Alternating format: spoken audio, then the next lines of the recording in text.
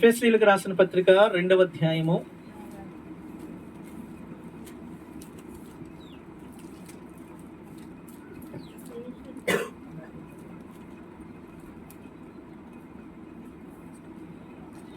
21వ వచనాన్ని మనం చదువుదాం.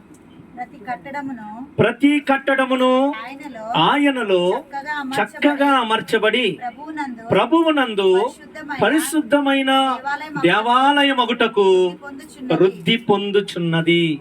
హల్లెలూయా. ప్రభువుకి స్తోత్రం చెప్దామండి. అలాగే దేవుని బిడ్డలారా, గలతీయులకు రాసినటువంటి పత్రిక 3వ అధ్యాయము 27వ వచనం. క్రీస్తులోనికి బాప్తిస్మము పొందిన మీరందరూ క్రీస్తును ధరించుకొని ఉన్నారు. స్తోత్రం చెప్పండి, గట్టిగా చెప్పండి. హల్లెలూయా. మనము 2 విషయాలను మనం చదువుకున్నాం, 2 మాటలను మనం చదువుకున్నాం. ఒక మాటలోనేమో ఆయనలో చక్కగా అమర్చబడ్డాము అని వాక్యంలో రాయబడింది. స్తోత్రం చెప్పండి. దేవుని పిల్లలంగా సంఘంలోనికి వచ్చినటువంటి మనం ఎవరిలో అమర్చబడ్డాం? ఆయనలో, అంటే యేసుక్రీస్తులో. ప్రభు స్తోత్రం. యేసయ్యలో మనం చక్కగా అమర్చబడ్డాం. ఏమండి, ఎవరిని ధరించుకొని ఉన్నాం? యేసుక్రీస్తును ధరించుకొని ఉన్నాం, బాప్తిసం పొందినటువంటి మనము. హల్లెలూయా. ఈరోజు దేవుని బిడ్డలారా, ఇదిగోండి ప్రభు సన్నిధికి వచ్చిన సంగమా, దేవుని ధరించుకున్నటువంటి సంగమా, దేవునిలో అమర్చబడటానికి దేవుని ద్వారా కట్టబడుతున్నటువంటి సంగమా, ఈరోజు దేవుడు మాట్లాడుతున్నటువంటి ఒక అద్భుతమైన మాట, ఆయనలో కట్టబడుతున్నటువంటి నీ జీవితం ఎలా ఉండాలి? ఆయనలో మనం కట్టబడుతున్నాం లేదా అమర్చబడ్డాం లేదా ఆయనను ధరించుకున్నాం అన్న మన జీవితంలో ఏమంటే ఏం కనబడాలి? ఒక చిన్న విషయాన్ని నేను మీకు జ్ఞాపకం చేస్తాను. స్తోత్రం చెప్పండి. ఏం కదా అట్లా ఊడిపోయింది. ఏమండి, ఇప్పుడు ఇందులో ఏమున్నాయండి? ఏమున్నాయి దీంట్లో? కనబడుతున్నాయా? అట్లేదు. ఎందులో ఉన్నాయి? డబ్బాలు ఉన్నాయి. బయటికి ఏం కనబడుతున్నాయి? డబ్బా కనబడుతుందా, బియ్యం కనబడుతున్నాయా?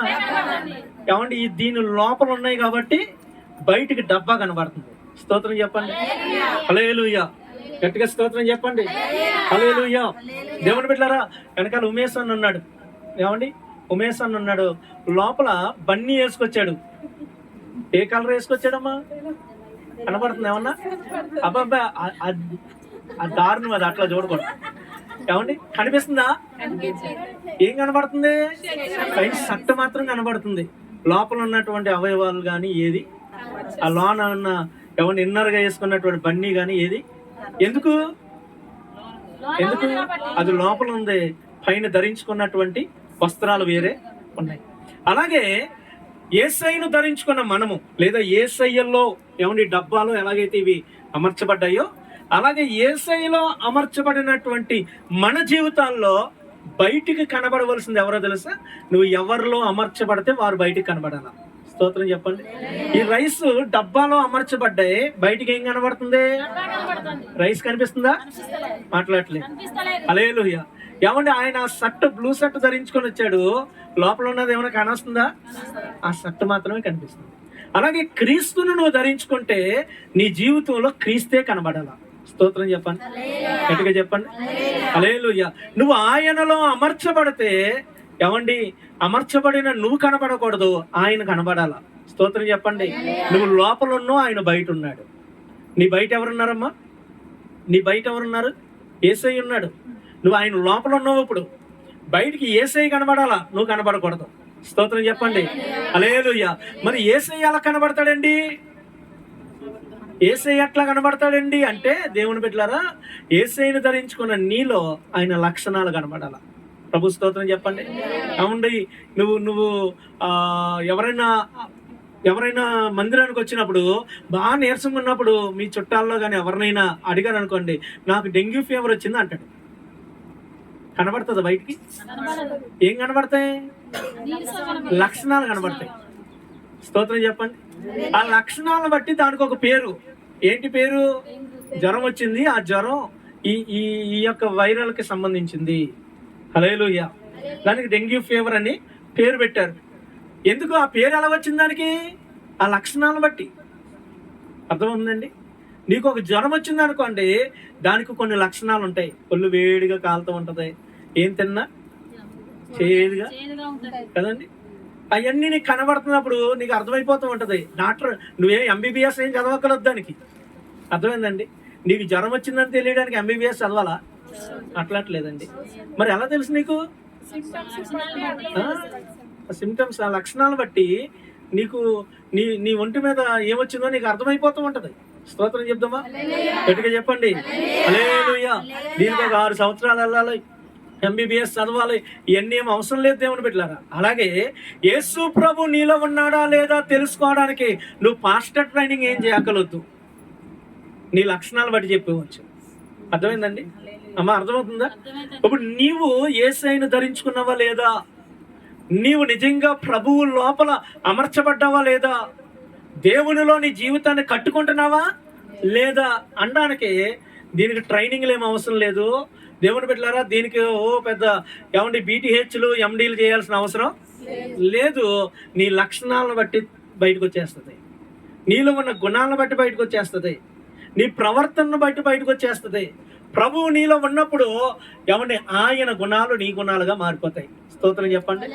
ఆయన లక్షణాలు నీ లక్షణాలుగా మారిపోతాయి. దేవునికి స్తోత్రం. ఈ లోకంలో సామెత ఉంటుంది కదండి, 6 నెలలు సావాసం చేస్తే వాడు వీడవుతాడు, వీడు వాడవుతాడు. మరి నీ సావాసం ఎంతకాలంగా అమ్మా? మరి నీలో ఇంకా నువ్వు ఎందుకు కనబడుతున్నావు? నీలో ఆయన కదా కనబడాల్సింది. ఏమండి స్తోత్రం చెప్పండి, గట్టిగా చెప్పండి.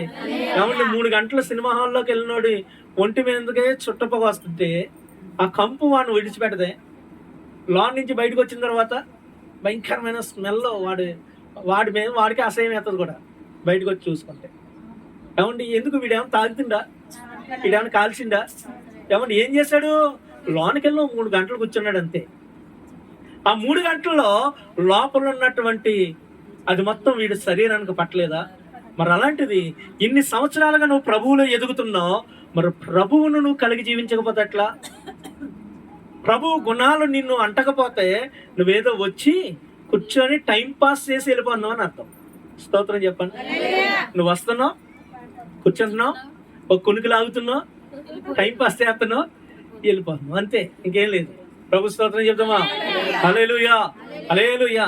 లేదు బిడ్డలారా, మన జీవితాలు ఇక్కడ వాక్యంలో రాయబడింది, మనం ఆయనలో అమర్చబడాలి. ప్రభు మందిరానికి వచ్చి వెళ్ళిపోవడానికి నువ్వు రావట్లా, వచ్చాం వెళ్ళాం అన్నట్టు రావట్లా. వచ్చిన నీవు ప్రభువు యొక్క వాక్యం చెప్తుంది, నువ్వు ఆయనలో ఏం చేయబడాలండి? అమర్చబడాలి లేదా ఇమర్చబడాలి. హల్లెలూయా, స్తోత్రం చెప్పండి. మా ఇంట్లో ఒక సెట్ ఒకటి ఉంటుందండి, ఒక సెట్ ఉంటుంది, స్టీల్ బాక్సులు, స్టీల్ గిన్నెలు సెట్. అవి 4-5 ఉంటాయి మొత్తానికి. ఒక దాంట్లో ఒకటి, ఒక దాంట్లో ఒకటి, ఒక దాంట్లో. అవునా కదా? ఏమండి బయటికి ఎన్ని కనబడతాయి? లోపల ఎన్ని ఉన్నాయి కదా? అమర్చబడ్డం అంటే అది. నువ్వు ప్రభువులో అమర్చబడినప్పుడు బయటకు నువ్వు కనబడకూడదు. నిన్ను చూసినాడు ఏమండి అరే నువ్వేనా అన్నట్టు ఆశ్చర్యపోవాలి. నీ జీవితాన్ని చూసినాడు, నీ మాటలు చూసినాడు, ఆశ్చర్యపోవాలి. బయటికి క్రీస్తు కనబడాలి, యేసయ్య కనబడాలి. ప్రభు స్తోత్రం చెప్పండి. దేవుని బిడ్డలారా, అది నీ ప్రవర్తనలో కనబడాలి. కాబట్టి యేసయ్య ప్రవర్తన ఎలా ఉందో ఈరోజు నీ ప్రవర్తన అలా మారాలి. యేసయ్య ప్రవర్తన ఎలా ఉందండి? మొట్టమొదటిగా మనం చదువుదాం. కాబట్టి మొట్టమొదటి మాటల్లో మత్తయి సువార్త 5వ అధ్యాయము 38-39 వచనాల్లో యేసయ్య యొక్క ప్రవర్తన మనకి కనబడుతూ ఉంటది. యేసయ్య ప్రవర్తన మత్తయి సువార్త 5వ అధ్యాయము 38-39 వచనాలు గనక మనం చదివితే, కంటికి కన్ను పంటికి పండ్లు అని చెప్పబడిన మాట మీరు విన్నారు కదా. నేను మీతో చెప్పినదేమనగా, దుష్టుని ఎదిరించక నిన్ను కుడి చెంప మీద కొట్టివాని వైపుకు ఎడమ చెంపను కూడా త్రిప్పుము. హల్లెలూయా, స్తోత్రం చెప్పండి, గట్టిగా చెప్పండి. దేవుని బిడ్డలారా, ప్రభువు యొక్క ప్రవర్తన ఇది. ఏమండి ఇక్కడ మరొక మాటను కూడా మనం చదువుదాం. 43-44 వచనాలు. నీ పొరుగు వాడిని ప్రేమించి నీ శత్రువును ద్వేషించమని చెప్పబడిన మాట మీరు విన్నారు కదా. నేను మీతో చెప్పినదేమనగా, మీరు పరలోకమందున మీ తండ్రికి కుమారులై ఉండినట్లు మీ శత్రువులను ప్రేమించండి, మిమ్మల్ని హింసించి వారి కొరకు ప్రార్థన చెయ్యండి. స్తోత్రం చెప్పండి. ఇది యేసుక్రీస్తు యొక్క ప్రవర్తన అండి. ఆయన బిహేవియర్ ఇది. ఆయన బిహేవియర్ ఎట్లా ఉందండి? రెబల్ కాండక్ట్ కాదు ఆయన. కొంతమంది ప్రభువు దగ్గరకు వచ్చిన వాళ్ళు రెబల్గా ఉంటారు. ఏమండి, చాలా దురుస్తనంగా ఉంటారు. ఎవరైనా ఒక మాట అంటే పడరు వాళ్ళు. దేవుని బిడ్డలారా, ఎవరి మీదకి పడితే వాళ్ళ మీదకి గొడవలకి కాలు దూకుతూ ఉంటారు. ప్రభు అట్లా మాట్లాడలేదండి. యేసు ప్రభు ఎక్కడ కూడా ఆ రకమైన ప్రవర్తన మనకు బైబిల్లో కనబడదండి. హల్లెలూయా. ఆయన ఎదిరించాడు. ఎవరిని ఎదిరించాడు? ఏమండి, దుష్టుల్ని ఎదిరించాడు. సత్యానికి అడ్డగోలుగా ప్రవర్తించే వాళ్ళని ఎదిరించాడు తప్ప ఆయనకి శారీరకమైన శ్రమలు వచ్చినప్పుడు సహించాడు. ప్రభు స్తోత్రం చెప్పండి. హల్లెలూయా. ఏమండి, ఇక్కడ రాయబడినటువంటి మాటల్లో మిమ్మల్ని హింసించే వారి కొరకు ప్రార్థన చేయండి అన్నాడు. అన్న దేవుడు చేశాడా లేదా? చేశాడా లేదా? సిలువలో ఆయన చేసిన ప్రార్థన ఎలాంటిది? తండ్రి, వీరేం చేస్తున్నారు, వీరికి తెలియదయ్యా, వీరిని క్షమించయ్యని ప్రార్థన చేశాడు కదా. ఈరోజు నీ జీవితంలో అలాంటి ప్రవర్తన కనబడాలి. నీ బ్రతుకులో అలాంటి ప్రవర్తన కనబడినప్పుడే ప్రభువు నీలో ఉన్నట్టు, నువ్వు ప్రభువులో ఉన్నట్టు. స్తోత్రం చెప్పండి. మనం ఎక్కడ ఉండాలండి? ప్రభువు లోపల ఉండాలి. బయటికి నువ్వు కనబడకూడదు, నీలో ఉన్న ప్రభువు బయటికి కనిపించాలి. ప్రభు స్తోత్రం. హల్లెలూయా. కొంతమంది ప్రభువు బయటికి కనబడాలన్నారని ఆయనకిలాగా ఇంత గడ్డం పెంచుకొని, ఆయనకిలాగా మధ్యలో పాపిడి ఇంత జుట్టు ఫోటోలో యేసు ప్రభు ఎలా ఉన్నాడో అలా రెడీ అయ్యి నిలువుటంగి వేసుకొని తిరిగితే కనబడదు ప్రభు. స్తోత్రం చెప్పండి. హల్లెలూయా. నీ రూపంలో కాదండి, నీ ప్రవర్తనలో ప్రభు కనబడాలి. నీ జీవితంలో యేసయ్య కనబడాలి. ఎంతమందికి అర్థమవుతుంది? స్తోత్రం చెప్పండి. హల్లెలూయా, హల్లెలూయా. దేవుని బిడ్డలారా, నువ్వు ఒక్కసారి ప్రభువులోకి వచ్చినాక, యేసయ్యను ధరించుకున్న తర్వాత, ఏమండి, నీలో ఉన్న పాత రోత బ్రతుకంతా తొలగిపోవాలా.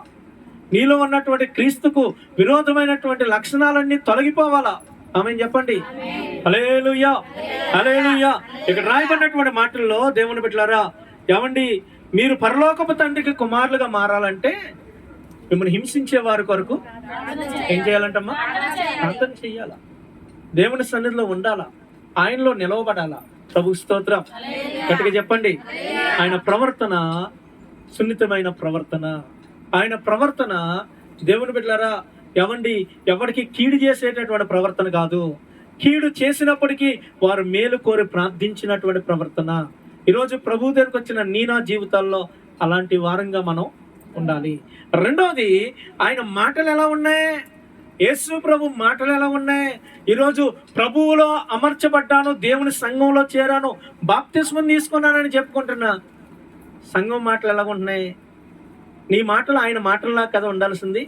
ఆయన మాటలు ఎలా ఉన్నాయి ఒకసారి మనం చూద్దాం. లూకాసు వార్త 4వ అధ్యాయం 22వ వచనం. 4వ అధ్యాయము 22వ వచనం. అప్పుడు అందరూ ఆయనను గూర్చి సాక్ష్యం ఇచ్చుచు ఆయన నోట నుండి వచ్చిన దయగల మాటలకు ఆశ్చర్యపడి. స్తోత్రం చెప్పండి. 4వ అధ్యాయము 22వ వచనం. యేసుక్రీస్తు నోట అంటే ఏం మాటలు వచ్చినాయి అంటమ్మా?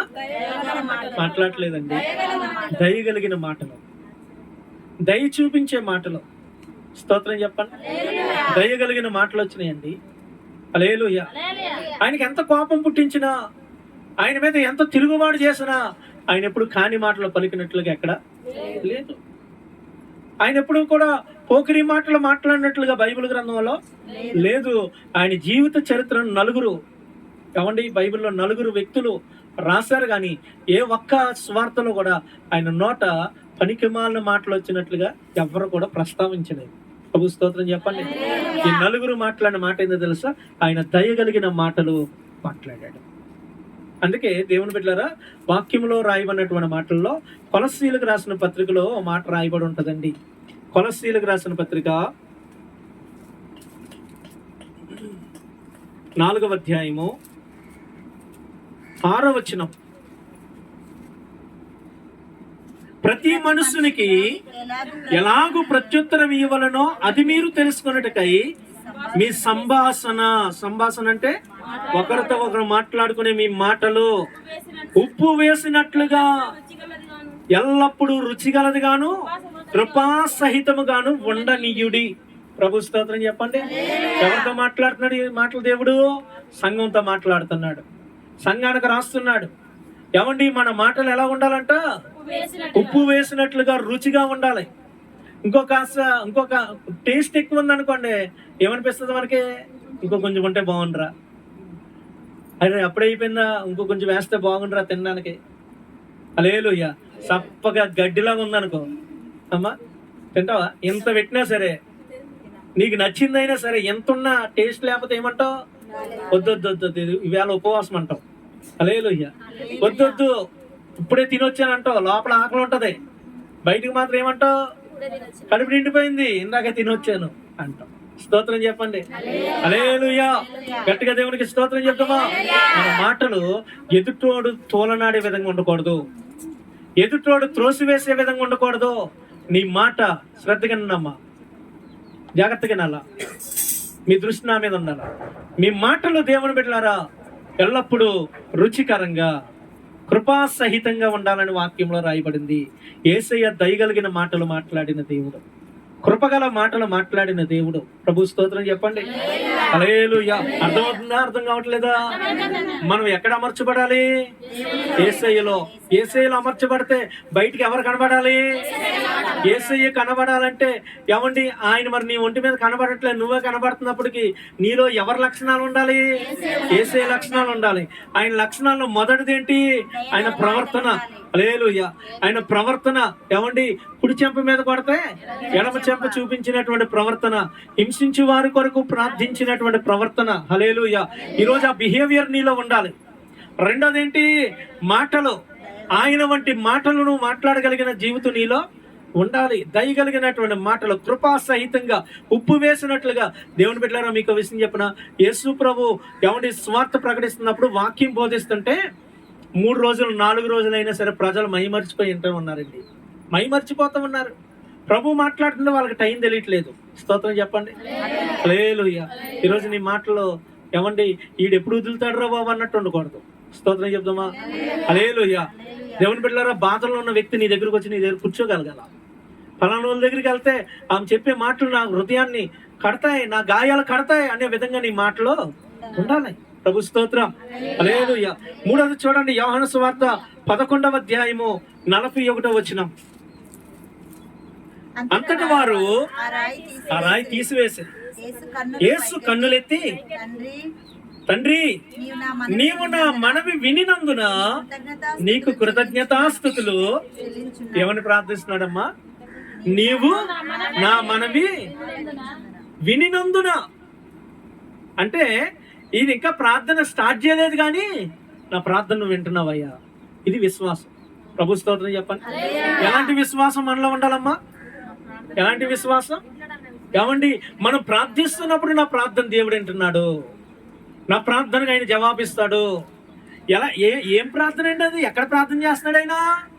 చచ్చిపోయి కుళ్ళిపోయి పురుగులు పట్టింది 4 దినాల క్రితం చచ్చిపోయిన శవం ఎదుటికి వెళ్ళి, నా ప్రార్థన నువ్వు విన్నావయ్యా, నా ప్రార్థనకు జవాబిచ్చి వాడిని బతికించి బయటికి తీసుకొస్తున్నావని ప్రార్థన చేస్తున్నాడు. ఇది కదా విశ్వాసం. ఈరోజు సంఘానికి వచ్చే నీలో ఉండాల్సిన విశ్వాసం అది కదా. అమ్మో, వింటున్నావా? నీలో ఉండాల్సిన విశ్వాసం ఎలాంటిది? సంఘానికి వస్తున్నావంటే నీలో అలాంటి విశ్వాసం ఉండాలి. దేవుడి దగ్గరికి వస్తున్నామంటే నీ విశ్వాసం ఎలా ఉండాలో తెలుసా?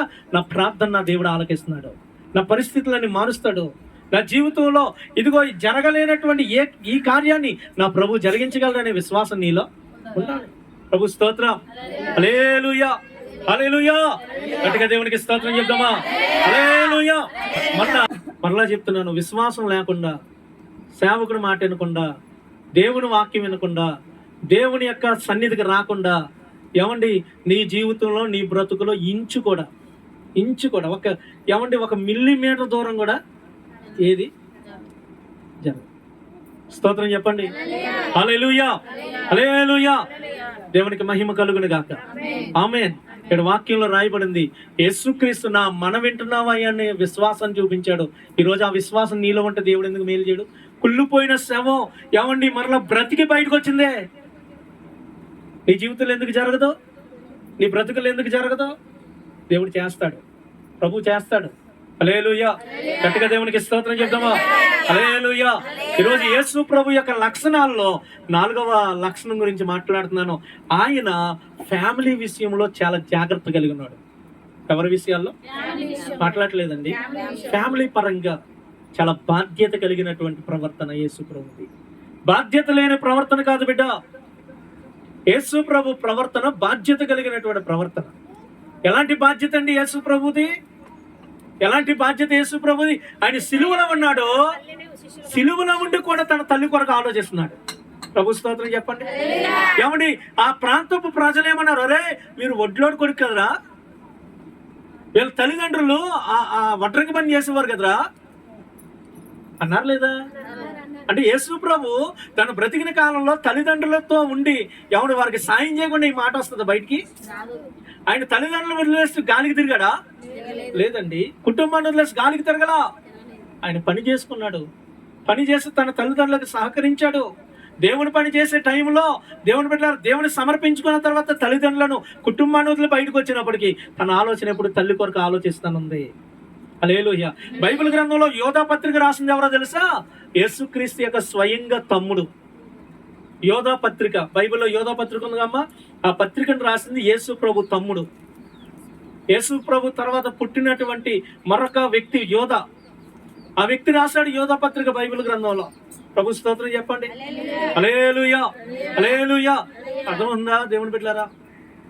యాకోబు పత్రిక రాసింది కూడా ఎవరు? యేసు ప్రభు యొక్క సోదరుడు. హల్లెలూయా. కాబట్టి దేవుని బిడ్డలారా, యేసు ప్రభు తన కుటుంబం పట్ల బాధ్యత కలిగి ఉన్నాడండి. తన తల్లి పట్ల బాధ్యత కలిగి ఉన్నాడు. ఎవరికి అప్పగించాడండి తల్లి బాధ్యత? ఎవరికి? తనకిష్టమైన శిష్యుడికి. ఎవరికి పడితే వాడికి ఇవ్వలేదు, ఎవరికి పడితే వాళ్ళకి అప్పగించలేదు. హల్లెలూయా. ఈ రోజు నువ్వు సంఘానికి వస్తావు, దేవుడి దగ్గరికి వస్తావు, నీ తల్లిని పట్టించుకో, తండ్రిని పట్టించుకో. ఏమండి వారు ఖాళీ చేతులు ఉన్నప్పుడే వాళ్ళ మీద నువ్వు తిరగబడిపోతున్నావు అంటే రేపొద్దున వాళ్ళు మంచాన్ని పట్టారనుకోండి, చూస్తావు కనీసం? అట్లాట్లేదు. ఓ ముద్ద పెడతావమ్మా? ఓ ముద్ద పెడతావా? కష్టమే. డౌటే నాకు,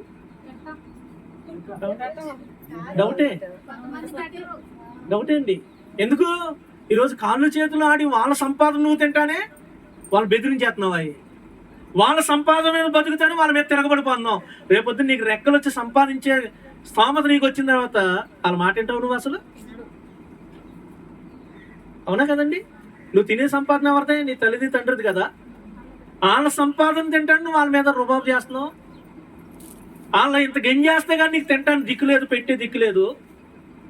వాళ్ళు తినుకుంటా వాళ్ళ మీద నువ్వు లేనిపోని మాట్లాడుకుంటా. దేవుని బిడ్డలారా, ఎంతో ఏమండి నీకు ఏదో ఉందన్నట్లుగా పైగా ఎగిరిగిరి పడుతున్నావు. రేపొద్దున్న నీకు సంపాదించే స్థితి వచ్చాక కనీసం నువ్వు వాళ్ళు పట్టించుకుంటావా? లేదు కదా. ప్రభు తన కుటుంబం విషయంలో బాధ్యత కలిగినాడండి, భద్రత కలిగినాడు. బిడ్డా విన్నావా? ఈరోజు దేవుడి దగ్గరికి వస్తున్నావు అంటే ఈ లక్షణం నీలో ఉండాలి. నీ కుటుంబం కొరకైనటువంటి బాధ్యత నీలో ఉండాలి. నీ కుటుంబం కొరకైనటువంటి బాధ్యతలను పంచుకోవాలి. ఆస్తులు పంచుకోవడమే కాదు, అప్పులు కూడా పంచుకోవాలా. స్తోత్రం చెప్పండి, గట్టిగా చెప్పండి. హల్లెలూయా. ఏమండి ఆస్తులు పంచుకొని, ఏమండి ఆస్తులు పంచుకున్నప్పుడు ఏమో మా అమ్మ గొప్పది, మా నాన్న గొప్పోడు, మా తమ్ముడు గొప్పోడు, మా అన్న గొప్పోడు. అదే అప్పు ఏమన్నా మీదేశాడు, నాకు ఏం సంపాదించి పెట్టాడు? అప్పులే నా మీదేశాడు. కానీ ఎవరి కోసం చేశాడు అప్పుడు? నీకోసమే కదమ్మా. నువ్వు తినడానికే కదా, నీకు పెట్టడానికే కదా. వాళ్ళు ఏమైనా సారాలు తాగి, వాళ్ళు ఏమైనా జోదాలాడి, ఏమండి వాళ్ళు జలసాలు చేసుకొని, వాళ్ళు అప్పులు చేసుకొని పోయి రేంజ్ రోవర్లు కొని, వాళ్ళు ఏమన్నా బుల్లెట్ల మీద తిరిగి వాళ్ళు ఏమైనా అప్పులు చేశారా? ఎవరి కోసం చేశారు? నీకెంత బువ్వెడటానికే కదా. ఏమండి నిన్ను, నీ కుటుంబాన్ని, నిన్ను పెంచడానికి, నీకు బట్టల కొరకే కదా. స్తోత్రం చెప్పండి. నీకు పెళ్లి చేయడానికే కదా, నువ్వు ఉండడానికి ఒక ఇల్లు కడటానికే కదా.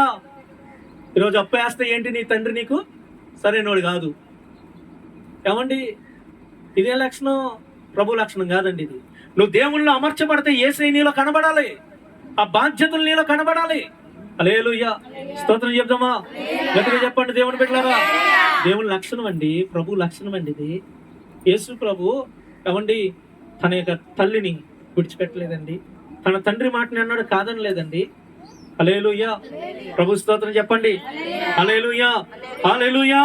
గట్టిగా దేవునికి స్తోత్రం చెప్దామా? హల్లెలూయా. దేవుని బిడ్డలారా, మరొక మాటను మనం జ్ఞాపకం చేసుకుందాం. ఏమండి, చూడండి, యోహాను సువార్త 8వ అధ్యాయము 10-11 వచనాలను ఒకసారి మనం చదువుదాం. వింటున్నారా? శ్రద్ధయినాలు దేవుని బిడ్డలారా, చాలా ప్రాముఖ్యమైనటువంటి వాక్యం. యేసు తల ఎత్తి 8వ అధ్యాయము 10-11 వచనాలు. యేసు తల ఎత్తి చూచి, అమ్మా వారెక్కడున్నారు? ఎవరునూ నీకు శిక్ష విధింపలేదా అని అడిగినప్పుడు ఆమె లేదు ప్రభువా నేను. అందుకు యేసు, నేనును నీకు శిక్ష విధింపను, నీవు వెళ్ళి ఇక మీద పాపము చేయకమని ఆమెతో చెప్పాను. ఎంతగా ఎవరండి ఈమె? వ్యభిచారం చేస్తూ దొరికిపోయినటువంటి స్త్రీ. ఎవరండి ఈమె? మాట్లాడలేదండి. వ్యభిచారం చేస్తూ దొరికిపోయిందండి.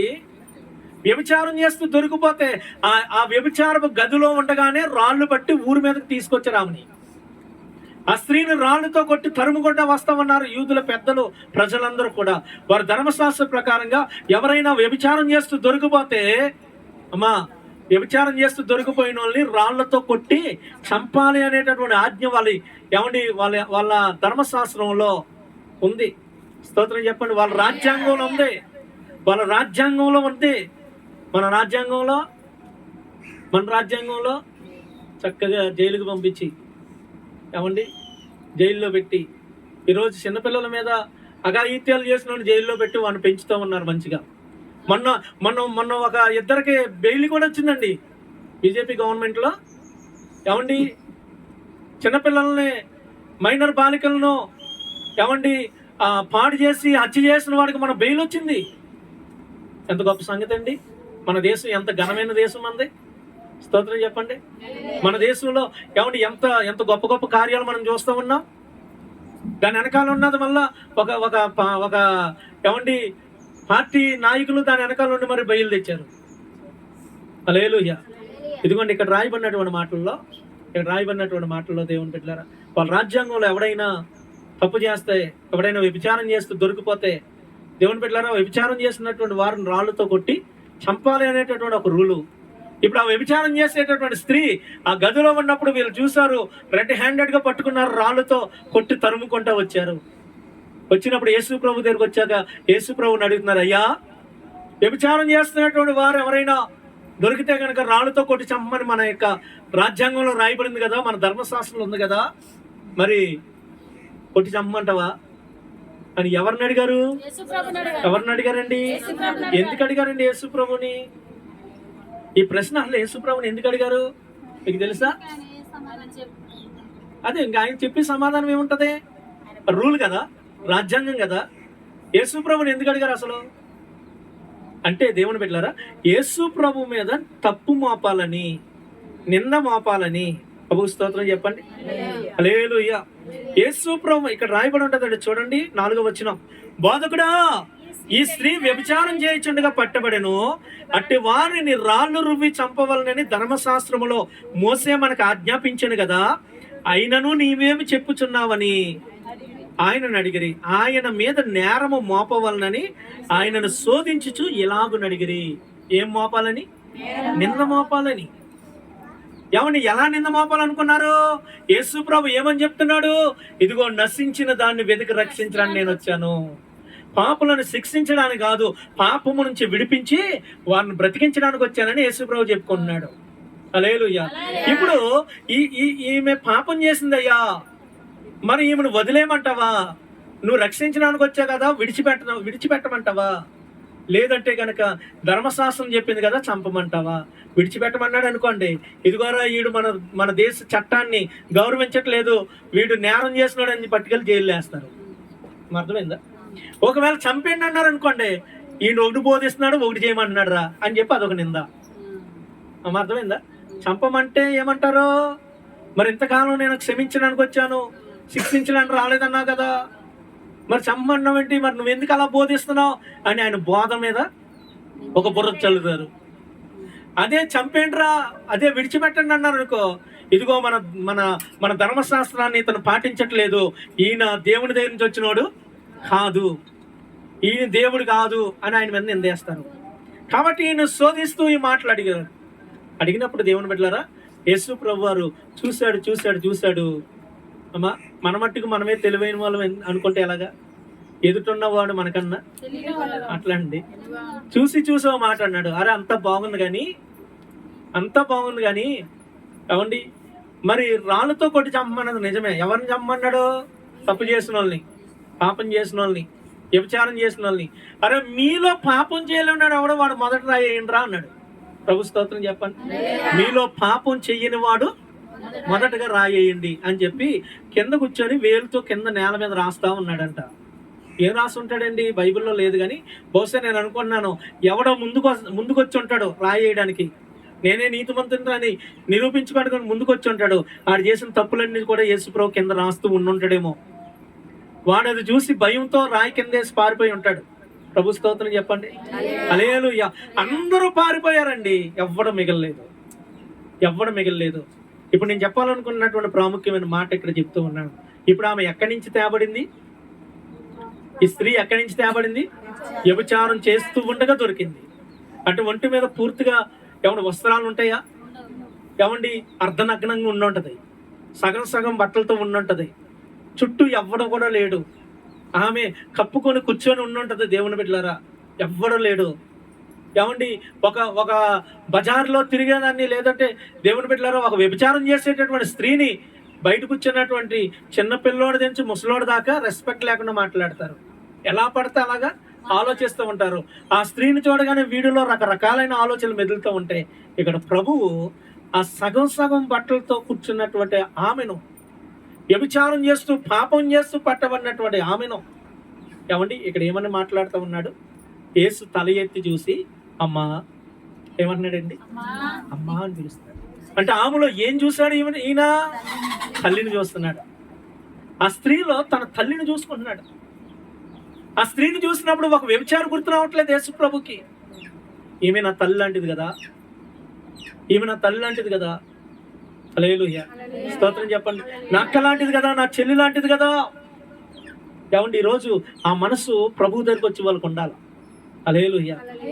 కొంతమంది అంటారు, ఎందుకు అలా మాట్లాడుతూ వాళ్ళతో అంటే, నీకు తెలియదన్నా వాళ్ళతో అలాగే లేదు బిడ్డ, వాళ్ళతో అలా మాట్లాడడం కాదు. ఇదిగో ఎవరితోనైనా యేసు ప్రభు ఇలాగే మాట్లాడటం. స్తోత్రం చెప్పండి. ఏమండి వ్యభిచారం చేసే వాళ్ళతో ఒకలాగా, తెల్లబట్టలు వేసుకొని గుడికొచ్చే వాళ్ళతో ఒకలాగా, చుట్టలు కాల్చే వాళ్ళతో ఒకలాగా, సారా తాగే వాళ్ళతో మాట్లాడలేదు. ఆయన ఎవరితోనైనా ఒకేలా మాట్లాడాడు. ప్రభు స్తోత్రం చెప్పండి. అది ఆయన ఆలోచన విధానం. ఈ రోజు నీ ఆలోచన విధానం మారాలా. ప్రభువు దగ్గరకు వచ్చినప్పుడు ఇదిగో ప్రభువులో నువ్వు అమర్చబడాలంటే, నీలో ప్రభు కనబడాలంటే నీ ఆలోచన విధానం మారాలా. స్తోత్రం చెప్పండి. హల్లెలూయా. ఏమండి హిందూ సంరక్షణ ఏమండి వ్యక్తులుగా చెప్పుకునేటటువంటి వారిలో మనకు బాగా ఇష్టమైన వ్యక్తి డిచ్కీ బాబా. ఎవరండి తెలుసా? డిచ్కీ బాబా అంటే ఎవరు? ఏమండి రాధా మనోహర్ దాస్ పిల్లకోడు. వాడు బాగోత ఒకసారి బయట పెట్టారు. ఏమండి వాడికి ఒక అమ్మాయి ఫోన్ చేసింది. ఫోన్ చేస్తే అమ్మాయితో మాట్లాడుతూ ఉన్నాడు. ఈ అమ్మ నీకు మీరంటే నాకు చాలా ఇష్టం అండి అనగానే, వాడు ఒక సన్యాసి అంటే అర్థం ఏంటి? కోరికలు చంపుకొని, ఏమండి అన్ని చంపుకొని నేను దేవుని కొరకే బతుకుతానని నిలబడ్డవాడిని సన్యాసి అంటారు. సన్యాసిలా ప్రవర్తించాడు. సన్యాసి అవును ఎలా ప్రవర్తించాడు తెలుసా దేవుని బిడ్డలారా? ఆమెతో మాట్లాడుతూ ఏమన్నాడు అనుకున్నావు? మీరంటే నాకు చాలా ఇష్టమని అనగానే ఆడు అంటున్నాడు, అవునా నాకు నీతో 100 మంది పిల్లల్ని కనాలని ఉంది అంటాడు. నీతో 100 మంది పిల్లల్ని బయటకు వచ్చిందండి యూట్యూబ్లో, పెద్ద రచ్చరచ్చ అయింది. దాన్ని మళ్ళీ కప్పిపుచ్చుకోవడానికి వెనకాల లలిత కుమార్ ఒకడు, వెనకాల కరుణాకర్ సుగుణ. లేదు బిడ్డ, యేసు ప్రభు యొక్క ఆలోచన ఇది. ఈరోజు క్రీస్తులోకి మారినటువంటి నీ ఆలోచనల్లో ఎదుటిన్నటువంటి వ్యక్తి ఒకవేళ పాపం చేసేవాడైనా, పాపాత్మురాలైనా, ఎవరు వ్యభిచారైనా, నీ ఆలోచనలు మారకూడదు, నీ మాట మారకూడదు, నీ చూపు మారకూడదు, నీ బుద్ధి మారకూడదు. ఇది బైబిల్ నేర్పించినటువంటి సత్యం. ప్రభు స్తోత్రం చెప్పండి. బైబిల్ నేర్పించినటువంటి సత్యం. హల్లెలూయా, హల్లెలూయా. గట్టిగా దేవునికి స్తోత్రం చెప్దామా? హల్లెలూయా. దేవుని బిడ్డలారా, మరి వాళ్ళు నేర్చుకున్నటువంటి సత్యాల్లో మనం మాట్లాడితే నిందలేస్తారు, కానీ ఏమండి వాళ్ళే దేవుళ్ళుగా పిలువబడే వాళ్ళే వారిని వారు అణుచుకోలేక పాపాలు చేసిన వాళ్ళు ఎంతో మంది ఉన్నారు. నేను వారిని నిందించట్లేదండి. ఈరోజు బైబిల్ మీద బురద చల్లే వాళ్ళకి ఈ విషయాలన్నీ తెలుసు. కానీ క్రీస్తు యొక్క దైవత్వం ముందు నిలవలేక ఆయన మీద నిందలేస్తున్నటువంటి వాళ్ళే. యేసు ప్రభు యొక్క దైవత్వంలో ఆయన యొక్క ఆలోచన ఎలాంటిదో తెలుసా? ఎదుటున్న వ్యక్తి, దేవుని బిడ్డలారా, ఎంత హీనమైనటువంటిదైనా యేసు ప్రభు అమ్మా అని పిలిచాడు. ఈరోజు క్రీస్తులో అమర్చబడ్డ నీ జీవితంలో ఈ లక్షణం కనబడాలా? ప్రభువులో అమర్చబడ్డ నీ బ్రతుకులో ఈ లక్షణం కనబడితేనే యేసయ్యలో నువ్వు ఉన్నావని, నీలో యేసయ్య ఉన్నాడని అర్థం. ప్రభు స్తోత్రం చెప్పండి, గట్టిగా చెప్పండి. హల్లెలూయా, హల్లెలూయా. మరొక మాట నేను మీకు జ్ఞాపకం చేస్తానండి. క్రీస్తు యొక్క ప్రేమ. ఎవరి ప్రేమ అండి? యేసయ్య ప్రేమ ఎలాంటిదో చెప్తాను, జాగ్రత్తగానండి. యేసయ్య ప్రేమ లాంటిది. ఈరోజు ఈ ప్రేమ నీలో కనబడాలా? రోమీలకు రాసిన పత్రిక 5వ అధ్యాయంలో ఒక అద్భుతమైన మాట అక్కడ రాయబడి ఉంటుంది. రోమపత్రిక 5వ అధ్యాయము, రోమపత్రిక 5వ అధ్యాయం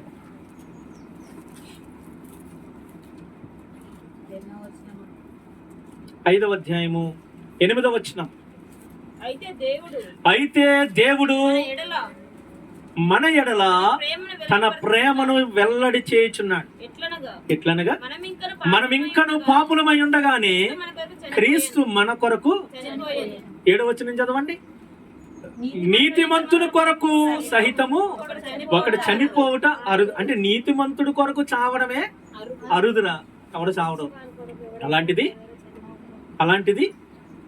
అమ్మ, మంచివారి కొరకు ఎవడైనాను ఒకవేళ చనిపోవా తెగించవచ్చు.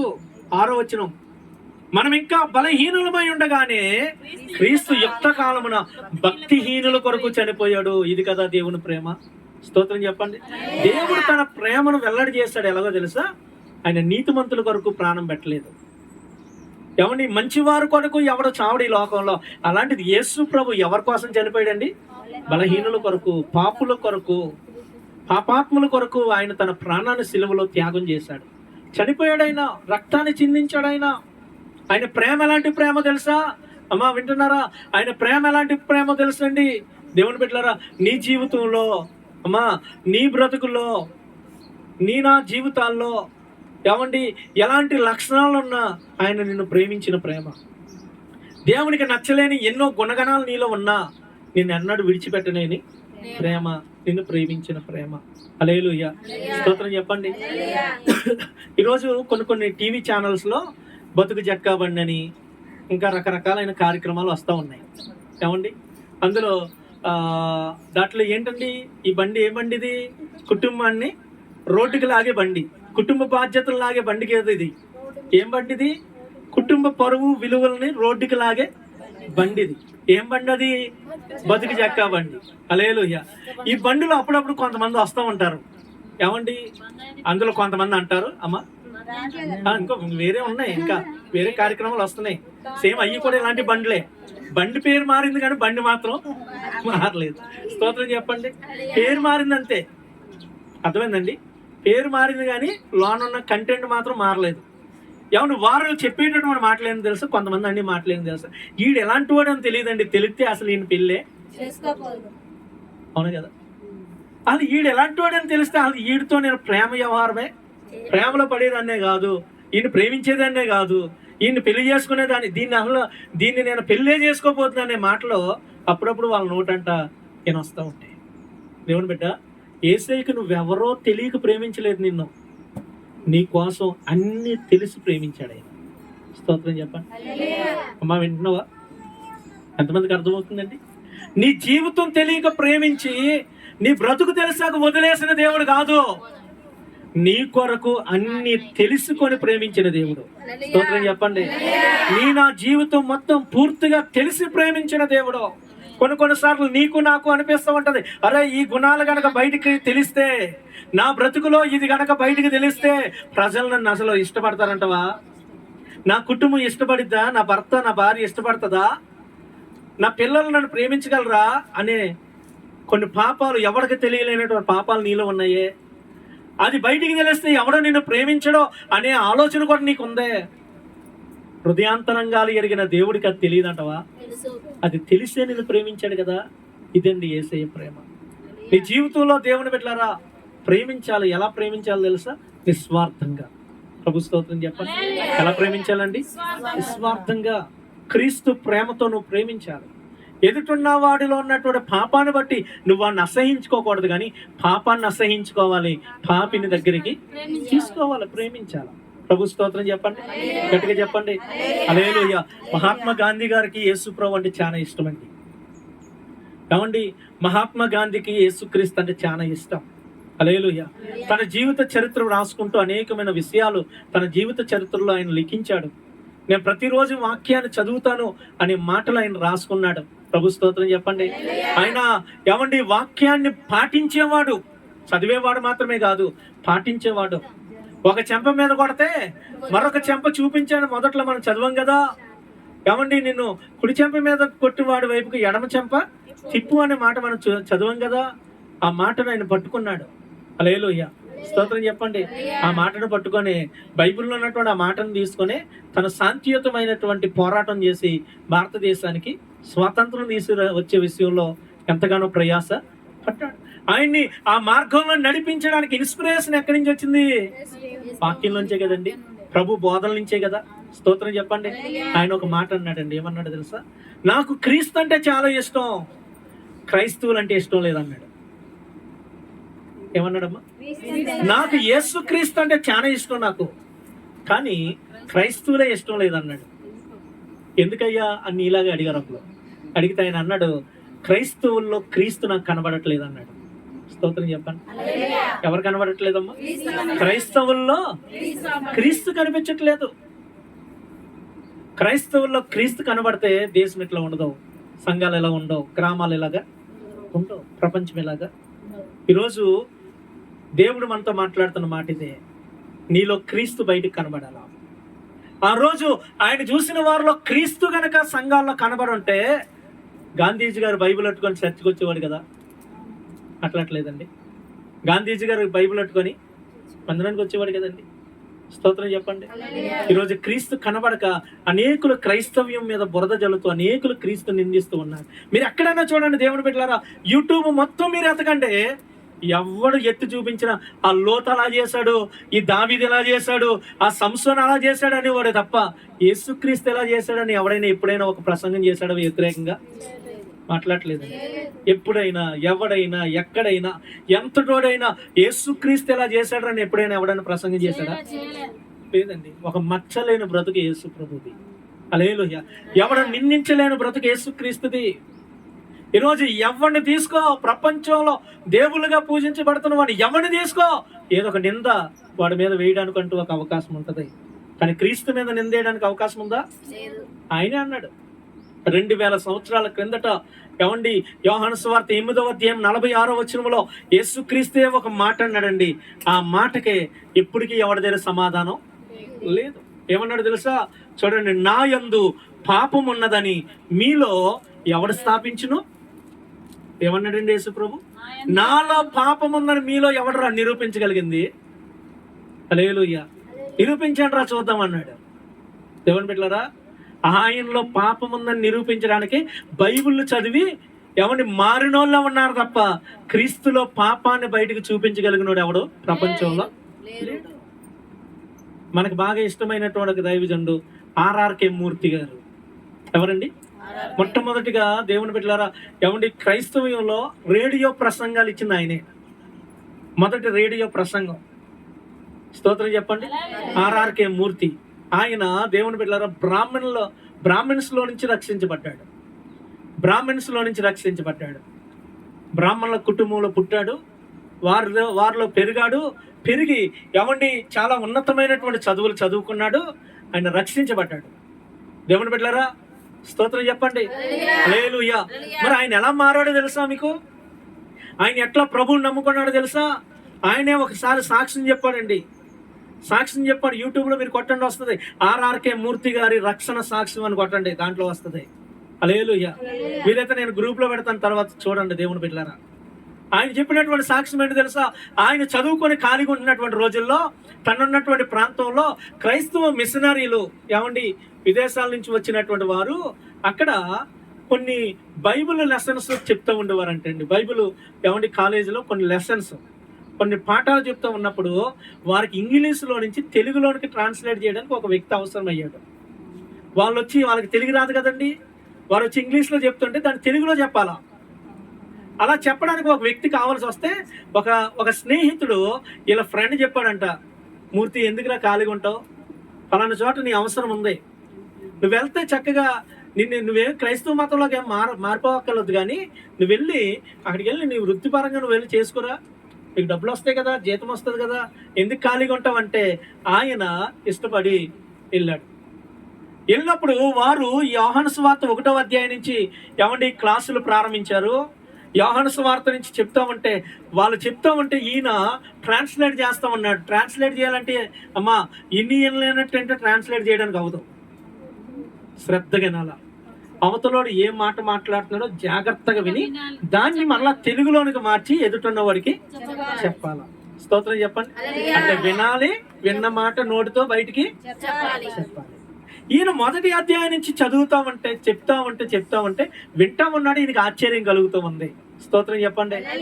ఆశ్చర్యం కలుగుతూ ఉన్నప్పుడు ఏమండి ఈ యొక్క 8వ అధ్యాయం 46వ వచనం దగ్గరకు వచ్చారు.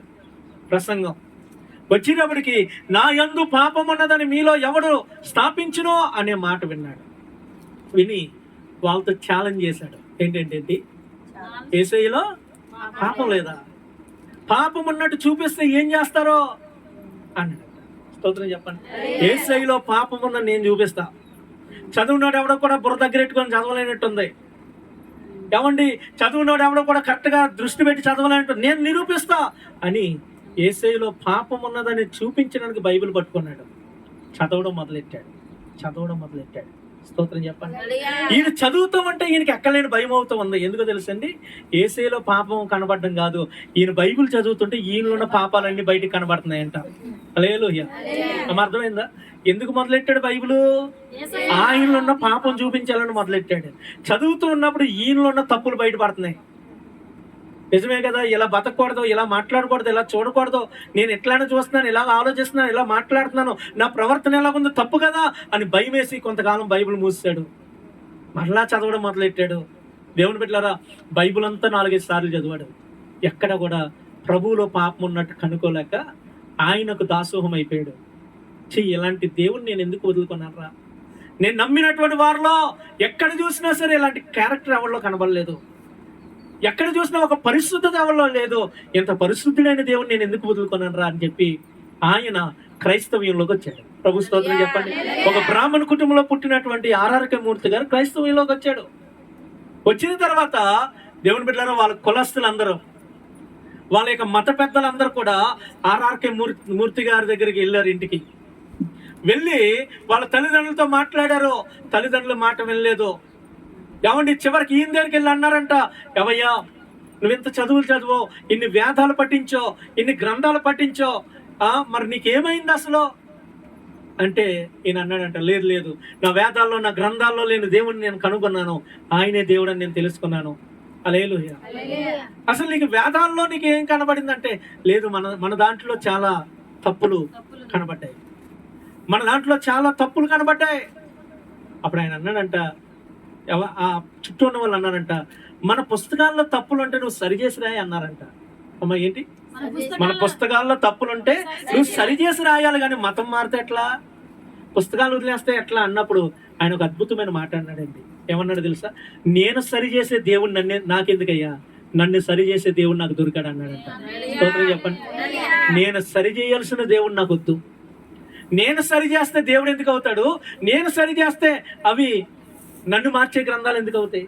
నేను మార్చే గ్రంథాలు నాకు వద్దు, నన్ను మార్చగలిగిన దేవుడు నాకు దొరికాడు. ప్రభు స్తోత్రం చెప్పండి. హల్లెలూయా. నిజమే దేవుని బిడ్డలారా, ఆయన ప్రేమ గొప్పదే, ఆయన జీవితం గొప్పదే, ఆయన బ్రతుకు గొప్పదే, ఆయన మాట గొప్పదే, ఆయన విశ్వాసం గొప్పదే, ఆయన ఆలోచన విధానం గొప్పదే.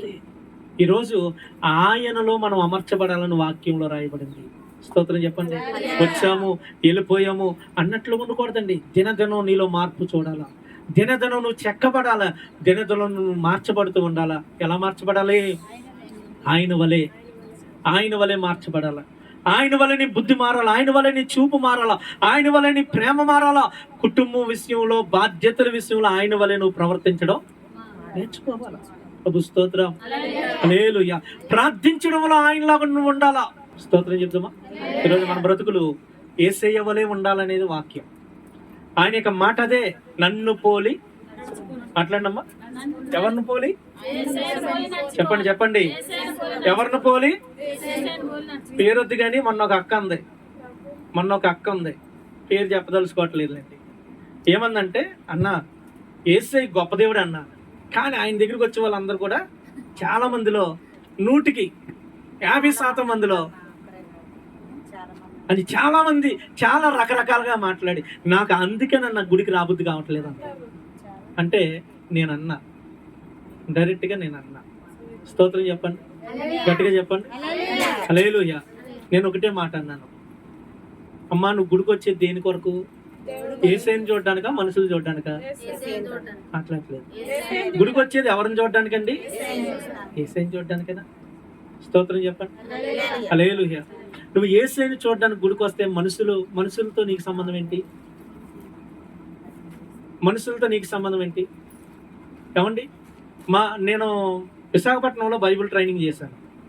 మా బైబిల్ ట్రైనింగ్లో మా కాలేజీలో పెద్ద ఏమండి ఎర్ర గుమ్మడికాయ ఉంటుంది కదా, ఎర్రది, ఆ పాదు పెద్దది. వాడు ఇంకా వంటోడికి బైబిల్ కాలేజ్ ప్రిన్సిపాల్ దగ్గరికి వెళ్ళి, ఈ రోజు ఏమన్నమంటారు ఏంటంటే, గుమ్మడికాయలు అయిపోయినాయా అని వాడంట. ఆయన లేదండి, వండాయంటే వండే అని వాడంట. రోజు అదే కూర. ఒకసారి మా బ్యాచ్ అంతా కలిసి ఆయన దగ్గర పోయారు. వాటిని దగ్గర పోయి, ఏందండి ఇది మా సరైన తిండట్టట్లేదు అంటే, మా ప్రిన్సిపల్ వచ్చాడు, బైబిల్ కాలేజీ నడిపించే ప్రిన్సిపల్ వచ్చి ఒకటే మాట్లాడాడు, నువ్వు తిండి కోసం వచ్చావా, ట్రైనింగ్ కోసం వచ్చావా? హాస్టల్ పిల్లలు మీకు కూడా ఇదే మాట, నువ్వు తిండి కోసమా, చదువు కోసమా? తిండి కొరక, ట్రైనింగ్ కొరక? నువ్వు నాకు చెప్పు, దీన్ని నువ్వు నాకు ఆన్సర్ చెప్పు, నేను నీకు మెనూ మారుస్తాను అన్నాడు. స్తోత్రం చెప్పండి.